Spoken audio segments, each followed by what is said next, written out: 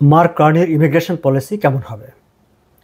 তিনি কি জাস্টিন ট্রুডোর মতো একেবারে ওপেন গেট পলিসি নেবেন, নাকি ইমিগ্রেশন পলিসিকে একেবারে টাইট করে দেবেন? এ বিষয়ে আমাদের সুনির্দিষ্ট কোনো ধারণা নেই। মার্ক কার্নি প্রধানমন্ত্রী হিসেবে দায়িত্ব গ্রহণের পর থেকে আসলে ব্যস্ত সময় কাটিয়েছেন ডোনাল্ড ট্রাম্পের আরোপ করা ট্যারিফ মোকাবেলায়। ডোনাল্ড ট্রাম্পের ট্যারিফ আগ্রাসন থেকে কানাডার অর্থনীতিকে কীভাবে রক্ষা করা যায় সে বিষয়ে নানা পদক্ষেপে, নানা তৎপরতায়। ফলে ইমিগ্রেশন নিয়ে তার বক্তব্য কী বা তার সরকারের নীতিমালা কী হবে সেই সম্পর্কে আমরা পরিষ্কার কোনো ধারণা পাইনি। তবে এখন মার্ক কার্নি সরকার নতুন ইমিগ্রেশন পলিসি তৈরি করার কাজ শুরু করেছে। ইতিমধ্যে তার ইমিগ্রেশন মিনিস্টার লিনা দিয়াব বিভিন্ন স্টেক হোল্ডারদের সঙ্গে আলাপ আলোচনা শুরু করেছেন। আগামী 3 বছরের ইমিগ্রেশন প্ল্যানটা কী হবে, কানাডার রিয়েলিস্টিক্যালি কী পরিমাণ অভিবাসী বিশ্বের বিভিন্ন দেশ থেকে এই 3 বছরে অ্যাকসেপ্ট করা উচিত বা অ্যাকসেপ্ট করা দরকার, সেই বিষয়ে বিভিন্ন স্টেক হোল্ডারদের মতামত তিনি নিতে শুরু করেছেন।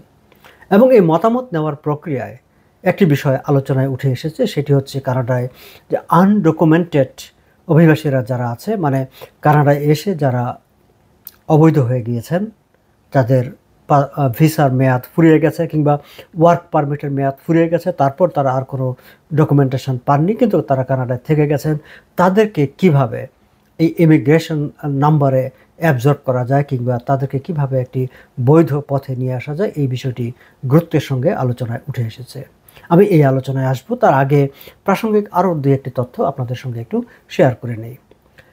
আপনাদের নিশ্চয় জানা থাকবার কথা যে প্রতি বছর আসলে অক্টোবর এবং নভেম্বর এই সময়টাতেই ফেডারেল গভর্নমেন্ট তার ইমিগ্রেশন পলিসি ঘোষণা করেন। ইমিগ্রেশন পলিসিতে মূলত সরকার ওপেন গেট পলিসি নেবে নাকি রেস্ট্রিকটিভ পলিসি নেবে সেই বিষয়ের পাশাপাশি পরবর্তী 2 কিংবা 3 বছরে কী পরিমাণ অভিবাসী কানাডা গ্রহণ করবে তার একটি নাম্বার জানিয়ে দেওয়া হয়। এই নাম্বারটি অত্যন্ত গুরুত্বপূর্ণ, কেননা এই নাম্বারটি অ্যানাউন্সমেন্ট হওয়ার পরে আসলে কানাডার বিভিন্ন department, federal government, provincial government, তারা হাউজিং, হেলথ কেয়ার, এডুকেশন, এসব বিভিন্ন ক্ষেত্রে তাদের যেসব প্রয়োজনীয় ব্যবস্থা নেওয়ার দরকার বা নেওয়া উচিত সেই ব্যাপারে তারা মনোযোগী হয়। এবং এই সিদ্ধান্তগুলো তাদের নিতে হয় কানাডার কী পরিমাণ ইমিগ্রেশন অভিবাসী কানাডা গ্রহণ করবে তার উপর। কারণ যে কোনো পলিসি ফরমেশনের ক্ষেত্রে একটা সার্টেন টাইমে কী পরিমাণ পপুলেশন, কী পরিমাণ পিপল একটি এলাকায় কিংবা একটি দেশে বসবাস করছে সেই নাম্বারটি জানা জরুরি। এবং সেই নাম্বারটি জানা না থাকলে আসলে একটি হেলদি কিংবা একটা প্রাগম্যাটিক কিংবা একটা রিয়েলিস্টিক প্ল্যান করা কঠিন হয়ে পড়ে। ফলে এই দিকে হচ্ছে মনোযোগটি দেওয়া হয়। ইমিগ্রেশন মিনিস্টার লিনা দিয়াব তিনিও এবার অক্টোবর কিংবা নভেম্বর মাসে তার নতুন পলিসি ঘোষণা করবেন বলে বিভিন্ন সূত্র থেকে জানা গেছে। আমরা যদি জাস্টিন ট্রুডোর সর্বশেষ যে অ্যানাউন্সমেন্টটা ছিল সেটিকে বিবেচনায় রাখি, গত অক্টোবর মাসে তৎকালীন ইমিগ্রেশন মিনিস্টার মার্ক মিলার যে লক্ষ্যমাত্রা ঘোষণা করেছিলেন যে তিনি 5 লাখ ইমিগ্রেন্ট কানাডায় নিয়ে আসার, বিভিন্ন মানে পার্মানেন্ট রেসিডেন্ট, ফরেন ওয়ার্কার, এই সব কিছু মিলিয়ে 5 লাখ অভিবাসী নিয়ে আসার একটি অ্যানাউন্সমেন্ট তিনি তার আগে যে ঘোষণা করা হয়েছিল সেই জায়গা থেকে তিনি কমিয়ে অক্টোবর মাসে সেটা 2025 মানে চলতি বছরের জন্য 3,95,000-এ নামিয়ে এনেছিলেন এবং 2026 সালের জন্য সেটি ছিল 3,80,000 এবং 2027 সালের সেই সংখ্যাটি ছিল 3,65,000। ফলে এর আগে মানে জাস্টিন ট্রুডো সরকারের যে ঘোষণা 5 লাখ সেই জায়গা থেকে ক্রমান্বয়ে কমিয়ে আনার একটি অ্যানাউন্সমেন্ট করা হয়েছিল গত অক্টোবর মাসে।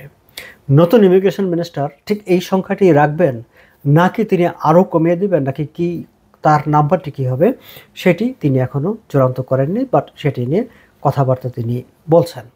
এবং এই কথাবার্তা বলার প্রক্রিয়ায় চলতি সপ্তাহে তিনি যখন ইকোনমিস্টদের সঙ্গে কথা বলছিলেন, ফেডারেল এবং বিভিন্ন পর্যায়ের গুরুত্বপূর্ণ অর্থনীতিবিদরা, তারা কানাডাতে যে আনডকুমেন্টেড অভিবাসীরা যারা আছে তাদেরকে একটি প্রসেসের মধ্যে নিয়ে আসার ব্যাপারটিকে আলোচনা টেবিলে নিয়ে এসেছেন। তারা বলছেন যে এই লোকগুলোর মধ্যে বিশেষ করে যারা হাইলি স্কিলড, এবং অনেক লোক আছে যে হাইলি স্কিলড তাদের ওয়ার্ক পারমিট এক্সপায়ার করে গেছে কিংবা তাদের ভিসার মেয়াদ শেষ হয়ে গেছে, তারপর তারা এক্সটেনশন পায়নি, কিন্তু তারা আবার নিজ দেশে ফিরেও যায়নি, এখানে থেকে গেছে। তার মানে এই না যে তারা একেবারে ফুরিয়ে গেছে, ফলে তাদের যেই এক্সপার্টাইজ আছে সেটি কানাডা ব্যবহার করতে পারে। এবং ইমিগ্রেশন পলিসিতে যে নাম্বারটি যখন ঠিক করা হবে সেখানে এদের বিষয়টি বিবেচনা করা জোর পরামর্শ দিয়েছে অর্থনীতিবিদরা। কিন্তু অর্থনীতিবিদরা যে পরামর্শ দিয়েছেন সেই আনডকুমেন্টেড যাদেরকে রেগুলারাইজ করার কথা তারা বলছেন, তারা কিন্তু ঢালাওভাবে রেগুলারাইজ করার কথা বলছেন না, তারা বলছেন হাইলি স্কিলড প্রফেশনাল। এর আগে দর্শক আপনাদের মনে থাকবার কথা, আমি আমার অন্য একটি ভিডিওতে আলোচনা করেছিলাম যে মার্ক মিলার জাস্টিন ট্রুডোর সময়ে এ বিষয়ে একটি আলাপ আলোচনা হয়েছিল, এবং সেই সময়ে তারা যেই শর্ট লিস্ট করেছিলেন সেই শর্ট লিস্টে তাদের ছিল যে ইন্টারন্যাশনাল স্টুডেন্ট যাদের ভিসার মেয়াদ শেষ হয়ে গিয়েছিল বা স্টাডি পারমিট শেষ হয়ে গিয়েছে তারপরে থেকে গেছে তাদের মধ্য থেকে, কিংবা হাইলি প্রফেশনাল যারা who were working here in Canada এবং ওয়ার্ক পারমিটের মেয়াদ শেষ হয়ে যাওয়ার পর তারা থেকে গেছে, তাদের মধ্য থেকেই মানে রেগুলারাইজ করার জন্য বিবেচনা করার একটি আলোচনা তখন হয়েছিল।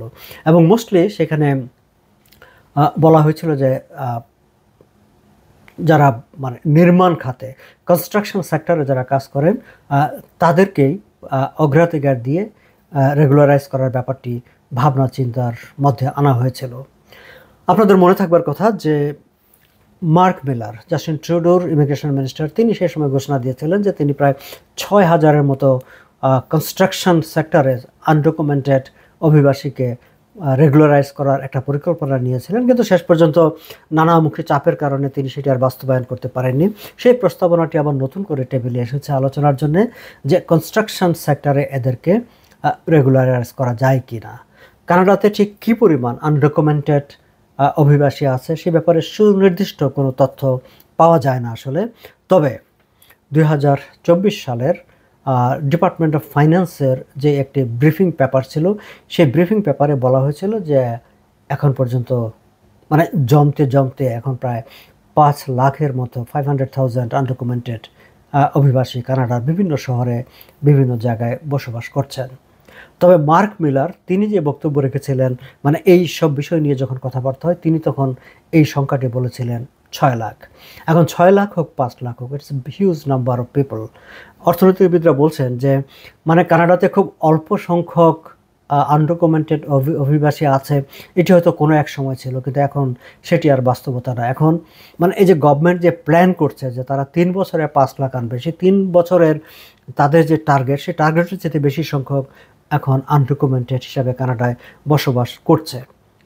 আবার ইকোনমিস্টরা এটিও বলছেন যে এই যে এদের মধ্যে যারা হাইলি স্কিলড তাদের কোনো ডকুমেন্টেশন নাই, তারা বৈধ কাগজপত্র নয়, তার মানে এই না যে তাদের স্কিল ফুরিয়ে গেছে। ফলে স্কিলড হাইলি স্কিলড এই পপুলেশনটাকে আসলে কাজে লাগানো উচিত।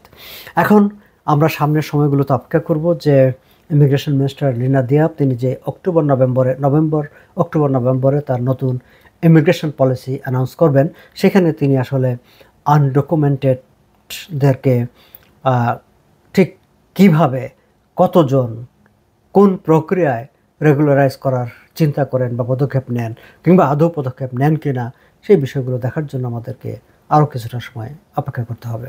দর্শক, আজ এই পর্যন্তই। ভালো থাকবেন আপনারা সবাই।